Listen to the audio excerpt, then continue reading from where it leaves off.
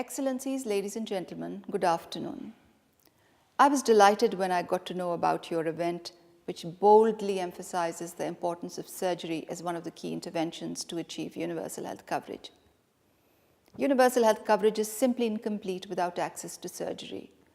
And I'm referring here both to the geographic as well as the financial access aspects of universal health coverage. I say this with conviction, with concern, and with a lot of passion. Like most of you, I wear several hats. If I put on my NCD Commission co-chair hat on, I know well, as you do too, that surgery as an intervention has a significant role in the response to non-communicable diseases and injuries.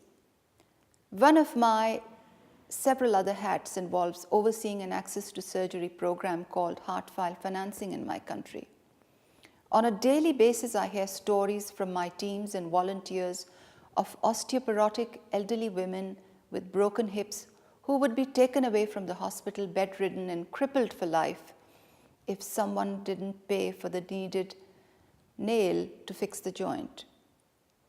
Over and over again, I hear heart-wrenching stories of families who become heavily indebted while paying for life-saving surgical procedures.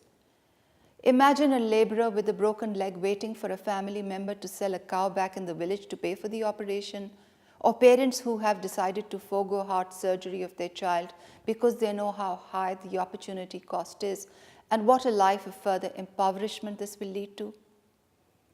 And it is not just the financial access aspect that is the problem. Across the continent of Africa and in many other countries of the world, individuals do not have geographic access to essential surgery. Those that can afford will travel overseas, but the poor will simply forgo treatment, die prematurely, or live with the disfiguring consequences of disease. There can be nothing more dehumanizing than failure of systems to come to the assistance of people in such great distress. And it is critical that we pay attention to the huge unmet surgical need in the developing world. According to official statistics, as you know well, 5 billion people do not have access to safe, timely, and affordable surgical care. 9 out of 10 people in the low and middle income countries do not have access to surgical care when needed. And this may just be the tip of the iceberg. This is simply unacceptable.